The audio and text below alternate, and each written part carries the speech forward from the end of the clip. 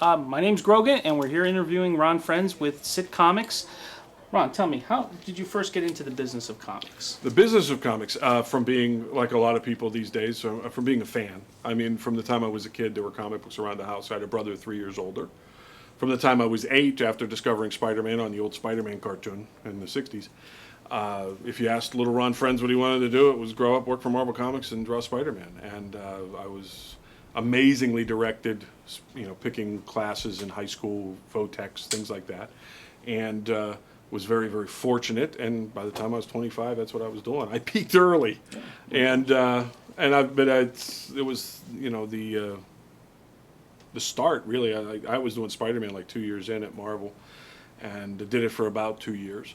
And then 7 years on Thor, and some time over on Superman, and all kinds. It's just been a wonderful, wonderful ride. I'm a very lucky guy. So did you go to school for your art, or did you self-teach yourself? I did. Well, I was self-taught up to a point. I did the 2-year commercial art course at a local Votech. Had a terrific instructor who made me realize that everything I was doing looked like a comic book. I wasn't really experimenting or drawing what was right in front of me. I was translating everything into the type of line work you would see in a comic book. So I used that input to experiment a little bit, to explore other avenues. The 2 years I did at the Art Institute of Pittsburgh, it was a commercial art course at the time, way before computers. So you were doing fashion illustration and portraiture, and you were experimenting and using the pencil to try to create depth and light. And not surprisingly, now in hindsight, it just informed my comics work and improved it 110%. And the revelation that everything applies, that what you're doing in comics to tell a story and to create an environment and a willing suspension of disbelief, everything applies. Perspective and reference and paying attention to the world outside your window. And it's just a real wonderful lesson to learn, and it makes you it puts your antenna up and makes you more aware of what it really takes to do a convincing comic. So who was your inspiration as you were perfecting your skills? Well, I was inspired early on by the Sal Buscema, John Romita Sr., Jack Kirby becomes a kind of a more mature taste. I mean, the power of Kirby is amazingly powerful and grabs you when you're real young.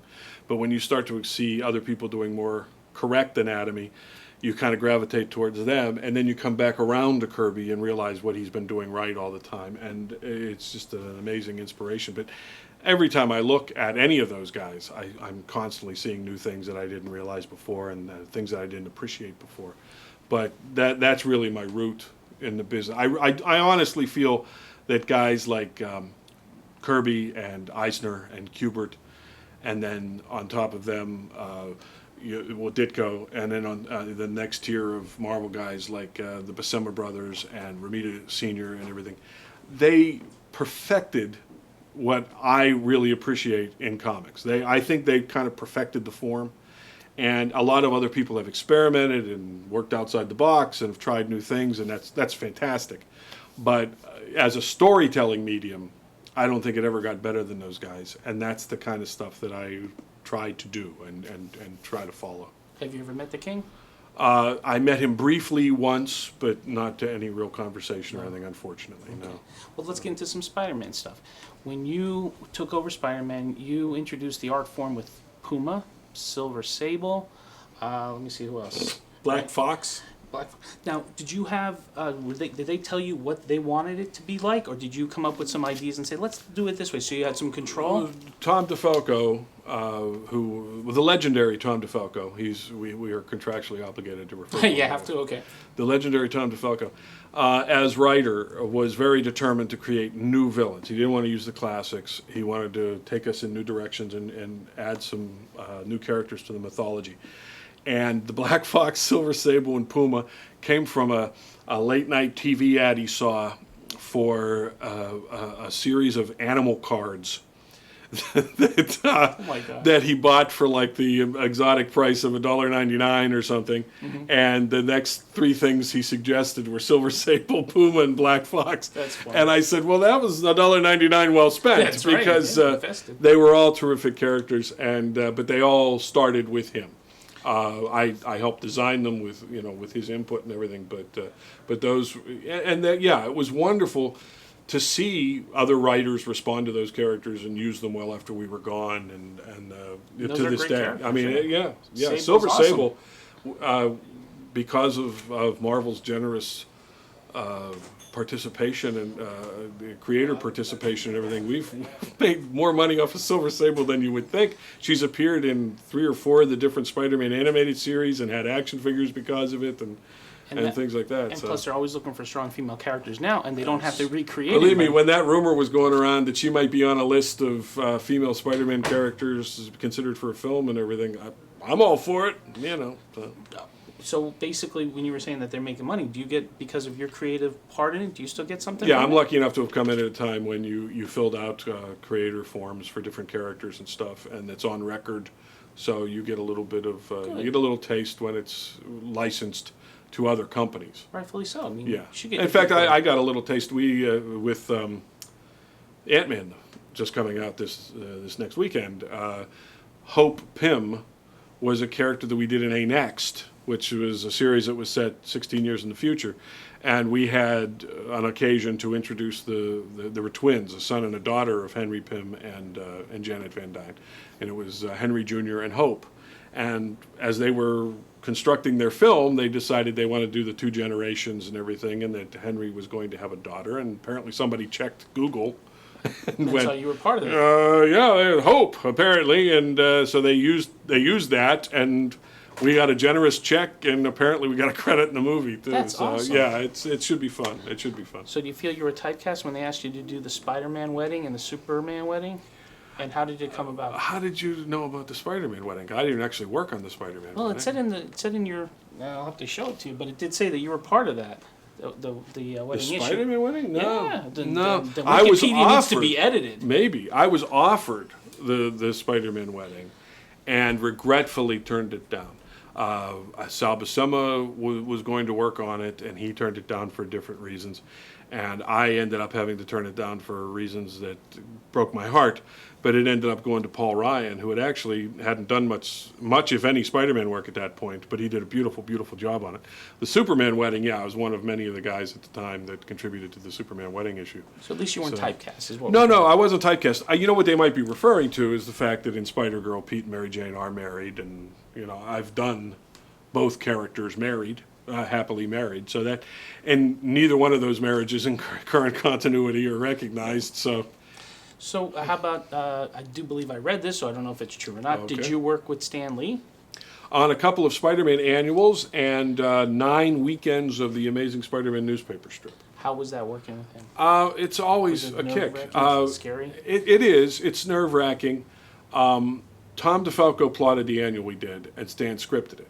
But I'll tell you something, it was one of the most wonderful moments of my career, was he sent a letter to Danny Fingeroth, the editor on the project, which Danny copied me and sent, not an email, this was way before email, but sent him a physical letter, and Danny copied it and sent me a copy, where he complimented my work. Huge. So yeah, That's awesome. nothing feels better than to think that the guy who started it all might have actually hired you as well. Had I had that opportunity. Oh my gosh. So that was amazing, and it's the same. Anytime I get I've been lucky enough to get compliments from John Romita Sr. or from Sal Buscema. It's just I'm still a fan at heart. I mean, I'm still that kid, and. I say quite often, when I was 8 years old, I wanted to grow up and be Sal Buscema. I've had the privilege of working with Sal for years. We're close friends now, and I'm 55, and I still would like to grow up and be Sal Buscema. He's just an incredible, incredible man. How about currently? Why are we here today? What do you want to talk about Well, with Sitcomics? one of the many projects I'm involved in now, which still enables me to pay the rent by drawing superheroes, was I was contacted by a younger entrepreneur out of California by the name of Darren Henry, who is a TV writer and producer. And he loved comics as a kid. He was very much in the headspace of the 70s Marvels, the what was that called? The Bronze Age? Bronze. Something like that. And he had ideas for taking superhero tropes and giving them a sitcom twist and doing all ages comics that he wanted to market initially in the mass market. He wasn't as interested in just going straight to Diamond and marketing it through comic shops. But what the product he's creating is very much more like what we were creating back in the 80s at Marvel, which was hopefully entertaining to as wide an audience as possible. That was very intriguing to me. Darren's a very charming guy, very creative guy, very enthusiastic guy, and it was a project that I was very willing to sign on for. There was like a year of development and designing characters and just doing some thumbnailing and finding each other's level and everything. Another year of full production while I was working on other projects, and we're finally launching now in mid-July here in central Pennsylvania, which is where Darren is from, and it's just been very gratifying to be a part of the project. I wish him all the luck in the world. He's doing all of the footwork. I really on this project was very much a pencil monkey. The way we ended up working was he would send me disparate reference from the internet for the characters that were in his head, and I'm seeing like a helmet kind of like this, or a top like this, or boots like this, and he would send me all this disparate reference, and my task would be to kind of take it and try to shape it into a character that didn't look like it was a strange amalgam, but make it work as a design. And we came up with some really nifty characters that have a really classic feel, but a very modern take. And, not being in the comics industry and constantly influenced by what's current, Darren's just being freely creative and coming up with stuff that some of it is just a lot of fun. And he's handling it straight. It has a comedic tinge, but he's handling it very straight. And I think longtime fans of the comic form, I think, will really, really enjoy it. But what we're really curious to see is what a general audience, how they're going to react to it. Because let's be honest, since the 70s and 80s, we've moved into the comic shops, and there is the very educated and sometimes jaded comics audience. Sure. But the people that are making the Marvel movies a success and the people that are making the Batman movies a success, that goes way beyond the comics audience. But how many of those people actually are aware that there are 12 Batman titles, or that Iron Man is still being published, that kind of thing. And, that's an audience that's not even really aware that comics are being produced at this point, because we've lost that mass market presence. And if Darren can make some inroads that way, then that's wonderful. So thinking outside the box is what really appealed to me about this. Believe me, I spent the 30-some years of my career trying to avoid that business end of it. I've never really been a self-publishing type of an animal, or really moved in that direction. But he's doing all the footwork himself. He's doing all the the phone calls and all the contact and all that kind of stuff. And I've always been content to let Marvel worry about it. Oh yeah, right. You do yours. And let the comic shops distribute it. And we get emails from Australia, and they get them there too. And it's magic. It's wonderful. But this has been a real experience. I was happy to drive into Central PA. I'm from Pittsburgh. That's my man. Born and raised right outside of Pittsburgh. So are you a Steeler fan? I am a very strange animal, because I come from Pittsburgh, born and raised, that I'm not a huge sports fan. No, okay. But it is, it's been a pleasure to do what I can to come and do it. This is a whole new experience for Darren. The whole comic shop thing.